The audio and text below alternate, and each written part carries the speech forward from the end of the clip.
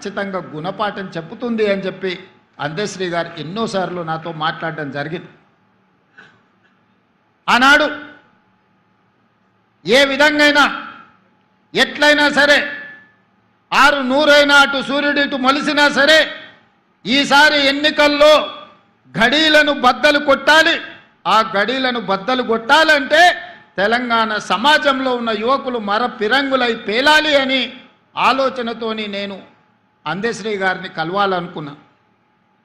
అందరు రాజకీయ నాయకుల్లాగానే మాట మాట్లాడితే మాట తర్వాత మర్చిపోతారన్న అనుమానంతో అందశ్రీ గారు నన్ను బహిరంగంగా కలవడానికి కూడా ఒకసారి ఇష్టపడలే.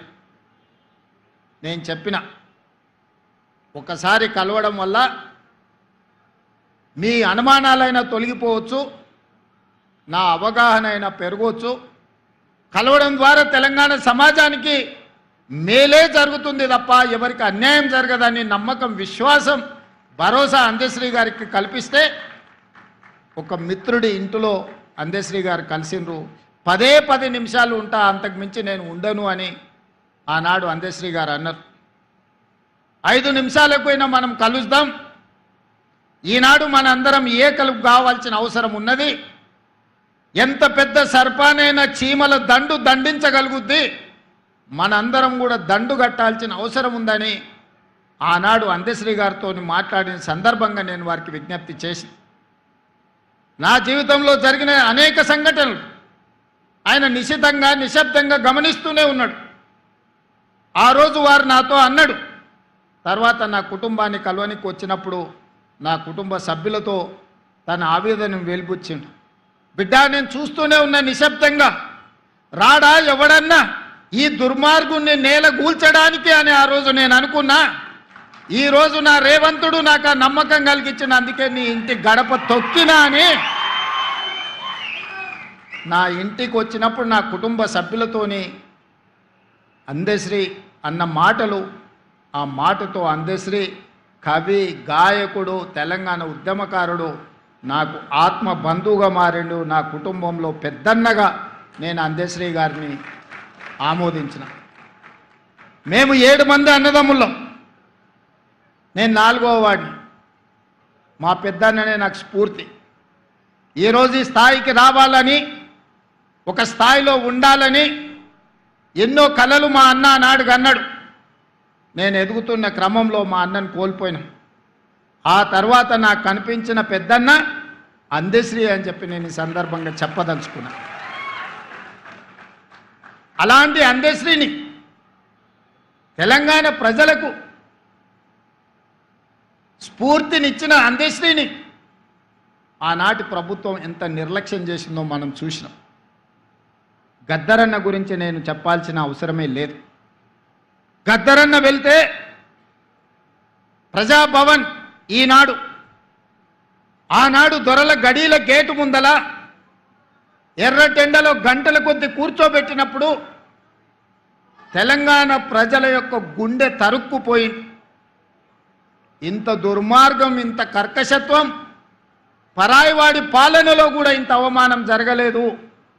గద్దరన్నను ఎర్రటెండకు కూర్చోబెట్టిన వాడిని శాశ్వతంగా ఫామ్ హౌస్లో బంధించాలని ఆనాడే ప్రజలు నిర్ణయించారు.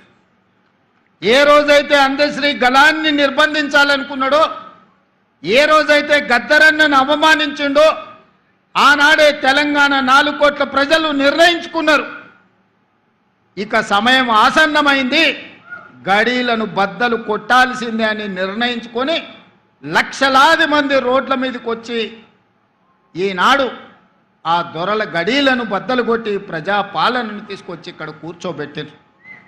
ఆ ప్రజాపాలననే డిసెంబర్ 7, 2023 నాడు బాధ్యత తీసుకుంటే జూన్ 2, 2024 నాడు రాష్ట్ర అవతరణ దినోత్సవం రోజు తెలంగాణ జాతికి జయ జయ హే గలాన్ని అంకితం చేసినప్పుడు అందశ్రీ గారి భావోద్వేగం పరేడ్ గ్రౌండ్లో వారి కళ్ళల్లోనే చూడాలి. నేను చెబితే మాటలు సరిపో, వారి భావోద్వేగం నిజంగా ఆనాడు అందశ్రీ గారి భావోద్వేగం ఇంకో తరాన్ని ఇంకో రాష్ట్రాన్ని సాధించడంత స్ఫూర్తినిచ్చే గొప్ప భావోద్వేగం. అందుకే మిత్రులారా, ఈనాడు ఈ ప్రభుత్వం ఒక అందశ్రీని, ఒక గద్దరన్నను, శ్రీమతి సోనియా గాంధీ గారి స్ఫూర్తితోటి ఈ ప్రభుత్వాన్ని మేము నడిపిస్తున్నాం. ఈనాడు నా సహచర మంత్రివర్గ సభ్యులు ఎన్నికల సమయంలో ఇచ్చిన హామీలను, ప్రజల అవసరాలను, ఆర్థిక ఇబ్బందులున్నా ఒకటొకటిగా పరిష్కరించుకుంటూ కుటుంబాన్ని చక్కదిద్దే ప్రయత్నం చేస్తున్నారు. రోజుకు 16-18 గంటలు ఈరోజు సహచర మంత్రివర్గ సభ్యులు ఈరోజు ప్రజలకు అందుబాటులో ఉండి పనులు చేస్తున్నారు. ఇవాళ మేకతోలు కప్పుకున్న తొడేలు ఈరోజు బయటికి వచ్చింది. మేకతోలు కప్పుకున్న తొడేలు ఈనాడు మాట్లాడుతుంది. కేసీఆర్ గారు నోటిఫికేషన్లు ఇస్తే రేవంత్ రెడ్డి ఉద్యోగాలు ఇచ్చిండని.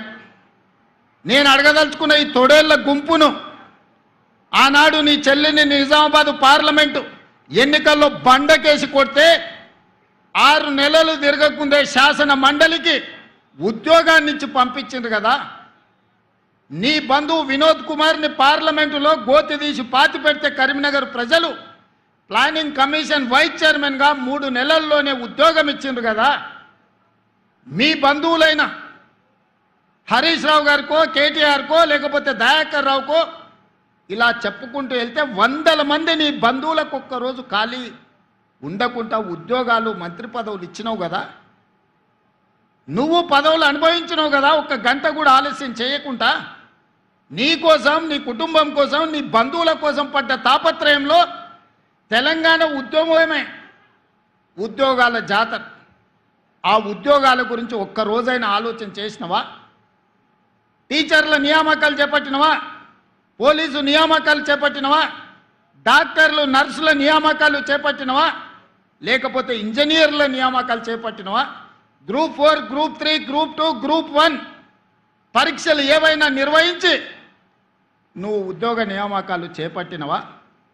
మేము నోటిఫికేషన్లు ఇచ్చినాం, రేవంత్ రెడ్డి నియామకాలు చేపట్టినన్ని నిస్సిగ్గుగా నడి బజార్లో నిలబడి మాట్లాడుతున్నావు కదా. ఈరోజు ఒక్క మాట నేను అడగదలుచుకున్నా. నోటిఫికేషన్లు ఇచ్చి ప్రశ్న పత్రాలను జిరాక్స్ సెంటర్లో పల్లి బఠానీలుగా అమ్ముకుని వందలాది కోట్ల రూపాయలు సంపాదించుకున్నావు తప్ప ఆ పరీక్షలను పూర్తి చేసి పిల్లలకు ఉద్యోగ నియామక పత్రాలు ఇవ్వాలన్న ఆలోచన ఏనాడైనా నీ కుటుంబానికి వచ్చిందా?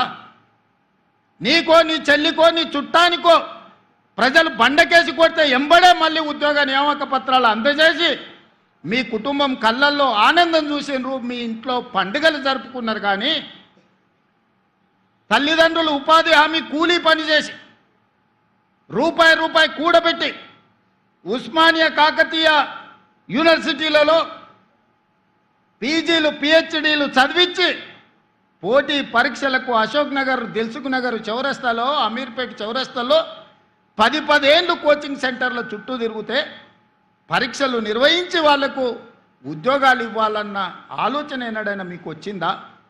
వాళ్ళ పట్ల ఎప్పుడైనా మానవీయ కోణంలో మీరు ఆలోచన చేసిరుగా? మీరు ఎప్పుడైనా వాళ్ళ పట్ల మనుషులుగా ప్రవర్తించిందా అని నేను ఈరోజు అడుగుతున్నా. 2011 ఉమ్మడి రాష్ట్రంలో గ్రూప్ 1 పరీక్షలు నిర్వహిస్తే 2026లో నేనొచ్చి, మా మిత్రుడు బట్టి విక్రమార్క గారు వచ్చి 2024లో నోటిఫికేషన్ ఇచ్చి వాళ్ళ నియామకాలు చేపట్టే వరకు 16 సంవత్సరాలు ఆ పిల్లలు గ్రూప్ 1 ఉద్యోగాలు రాకపోతే ఏమైపోతారని నేను ఈరోజు అడగదలుచుకున్నా. 2011లో 21 సంవత్సరాలు నిండి పట్టభద్రుడైన యువకుడు గ్రూప్ 1 ఉద్యోగం వచ్చి తెలంగాణ పునర్నిర్మాణంలో భాగస్వామి కావాలని తల్లిదండ్రులకు ఇంటికాడ కాళ్ళకు దండం పెట్టి పట్నం బయలుదేరిన పిల్లలు 15 సంవత్సరాలు కోచింగ్ సెంటర్ల చుట్టూ తిరిగి వందలాది మంది చచ్చిపోయి, ఖమ్మం దగ్గర ఒక యువకుడు వేగంగా వస్తున్న రైలుకు ఎదురెళ్ళి రైలును గుద్దుకొని ప్రాణాలు వదిలిన మాట నిజం కాదా? ఉస్మానియా యూనివర్సిటీలో మురళీ ముదిరాజ్ అని మెదక్ జిల్లాకు సంబంధించిన యువకుడు ఉరేసుకొని చనిపోయిన మాట నిజం కాదా? ఇలా నేను ఉదాహరణలు చెప్తే 100ల కొద్ది ఉదాహరణలు ఉన్నాయి. ఆనాటి ప్రభుత్వం యొక్క నిర్లక్ష్యం, కల్వకుంట్ల చంద్రశేఖర్ యొక్క అహంకారం